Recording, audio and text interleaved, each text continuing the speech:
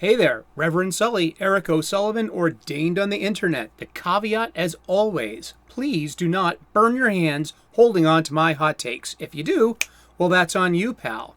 And it's time for the Sunday Sermon with Reverend Sully. And what do I have from the pulpit today? The hardest thing a human can do. It's possible. I know, because I did it. It's called quieting your mind and to stop the torrent of thoughts. Now, it's about meditation. I took a few years off and dedicated my life to learning how to meditate. And it was a really hit and miss experience, and it eventually hit because I stuck to it. But everyone I've ever met says, I can't meditate. I can't quiet my mind. It's because you haven't been properly introduced to a technique that's successful. I guess the most successful technique for me was a book on passage meditation by the guru Eknath Eswaran, who also wrote the translation of my favorite Bhagavad Gita. He made a metaphor.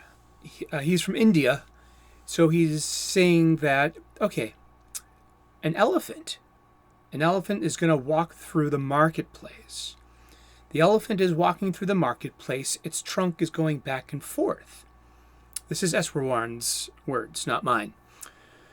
And the elephant will grab bananas and boop, it'll go in his mouth.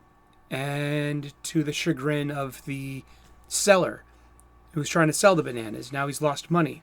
But the elephant is just about its instinct and what it wants. The trunk is swaying. It's kind of mindless. Now there's an individual called the mahout. The mahout is the elephant's trainer. And the elephant loves the mahout, and the mahout loves the elephant. So what the mahout does is he gives the elephant this flag to carry. So the elephant puts his trunk around this flag. He's trained to carry the flag in front of him.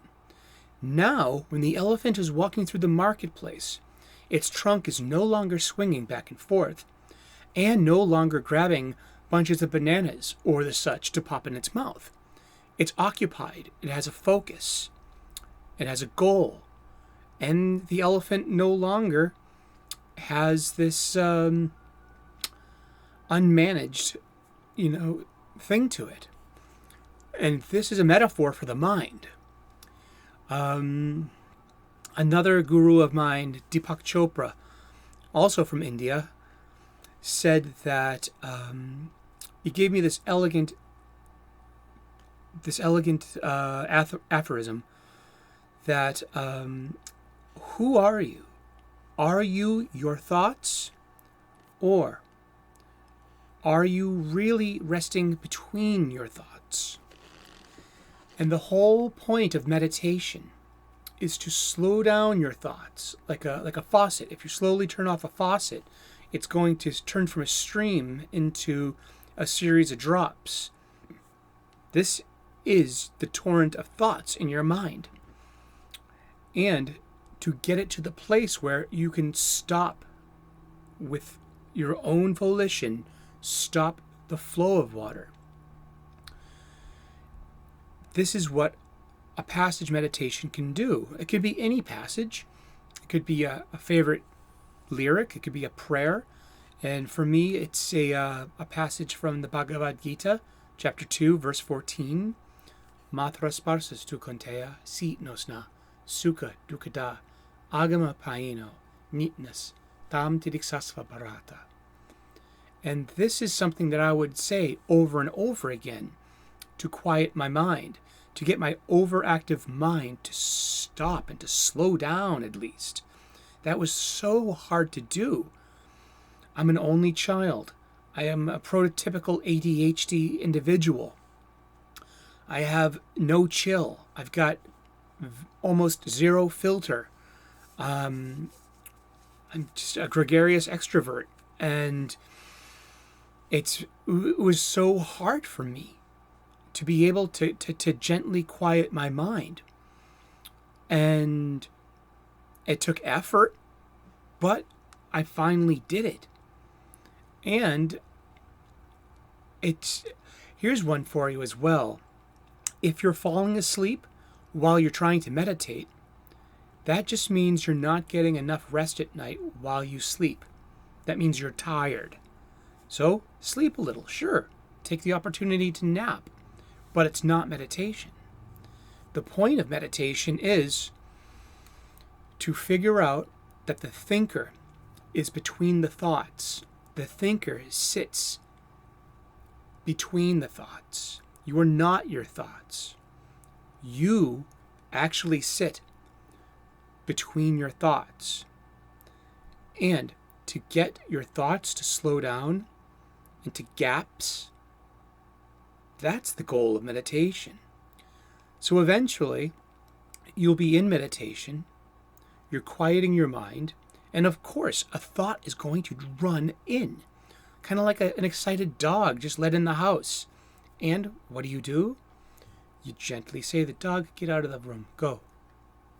The dog will listen to you, if the dog is a good dog, and you're back to your state of not thinking. This has helped me in the past year as well. I've been, I was traumatized at work. I lost my best work friend to a heart attack during work. I held his hand and I didn't leave his side, but that left me in a state where it's easy for me to get panic attacks and anxiety. And I would literally have to take panic pills and lie in my bed and wait for this panic attack to go away. And it's one thing that your mind's into it. Now your body's in this histamine, adrenaline state, and now it needs its own time to get your heartbeat down, and so you can reclaim your body and its function. One thing that's helped is if you have an Apple phone, an Apple Watch, or a Fitbit, there's a breathing exercise on all of these. It's easy to find, and it will help you slow down your breathing, which will help you slow down your heart rate. And with a mantra, with a passage, that will be your flag. Your mind is the elephant's trunk. Your mantra, your passage, is that flag. And it's going to give you focus. And eventually, you're going to extend the gap between the thoughts in your mind. And that's the point of meditation. And over time, if you don't give up on it, you're going to get to the point where you can put on one of these breathing exercises, concentrate on your breathing, concentrate on your heart rate, and you can stop the thoughts. Whether they're good thoughts or bad thoughts, your head is probably full of these racing thoughts as well. How can I get my mind to quiet down? It is the hardest thing for a person to do. It is one of the hardest things for a human to do. But it's possible. You can do it. I have faith in me. That means I got faith in you. Do you have faith in yourself? You can. It is possible. You can help yourself by quieting down your mind. It just takes concentration. It takes sticking to it. And that's pretty much all I have to say for the Reverend Sully's sermon today. Quieting the mind is the hardest thing to do. I can totally empathize with everyone who says to me, I can't do it. It's impossible. I'm the last person to say, well, try harder, because I've given up so many times. I have not tried so many times. I've been trapped in the prison cell of my own thoughts. I've been my own torturer because I've been unable to change the direction of my bad thoughts or my bad moods. And yet, I've overcome that. I've transcended that. I'm able to be the thinker between the thoughts because I'm able to get to the gap. And you are too. You can do it. You really can.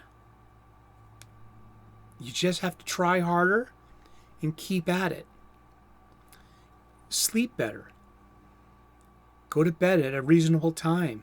Get up. Maybe stop drinking. Maybe stop smoking weed.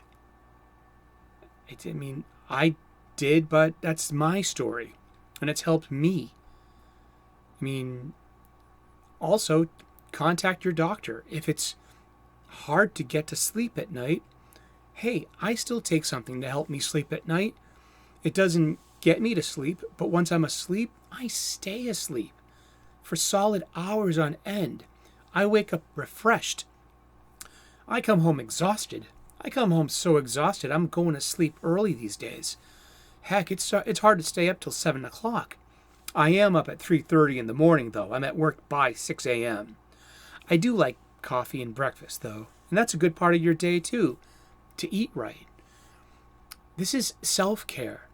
Self-care has a lot to do with your self-talk and how you're talking, and also who you're talking to. There's a thing, oh, you're letting someone live rent-free in your head. That's a great saying, because it's true. So who are you speaking to in your head? It's always a variant of yourself, but whose voice are you speaking to? And for me now, after a decade of reading the Bhagavad Gita, and I talk to Krishna, who's got a great sense of humor, and he busts my balls over this or that. And sometimes I say, hey, Krishna, can you change the radio station? And I got, a song going through my head. And it's about being the master of your own self-talk. You can do it. I know, because I did. And I'm a scatterbrained, unmotivated, giver-upper. I've given up on so many things and on so many people and in so many ways. But I'm a person. And it's given me a sense of peace to be able to quiet the thoughts and to be able to be in control of my own mind. And that's where it starts. If you're in control of your own mind, you can be in control of your own spirit and your own body too. It's like what Kevin Garnett said in 2008 when the Celtics won the World Championship. Anything is possible. Anything is possible. Even for you. Even for me. I believe this. I have faith in that. I got faith in you too. That's about it for Reverend Sully's Sunday sermon. The hardest thing in the world for a human to do is to quiet their own mind. It's self-mastery. And it's attainable for any human being.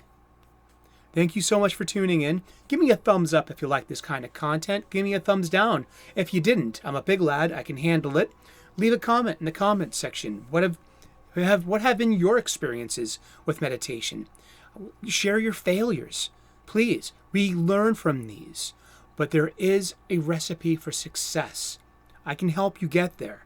Talk to me. I'm here for you. And you know what?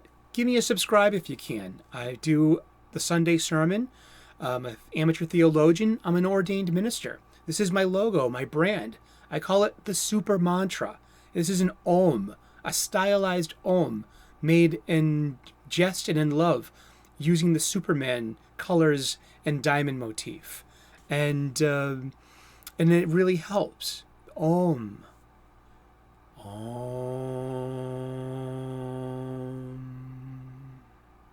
The holy syllable Om. It really helps.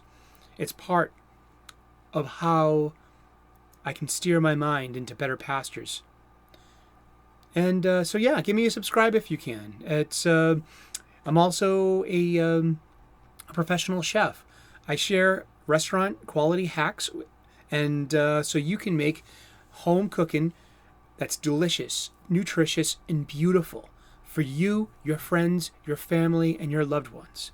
To share a meal at supper time with loved ones is, God bless you if you do. I eat alone a lot. I eat alone pretty much every day. So to be able to break bread with loved ones, it's something you should cherish and value and not take for granted. And but if you ever use any of my kitchen hacks, send me pictures. I want to see. Thank you so very much. God bless. Namaste. I do love you. Even though if I don't know you, you're a human being. We share an aspect of the same soul. Thank you so much for tuning in. Cheers.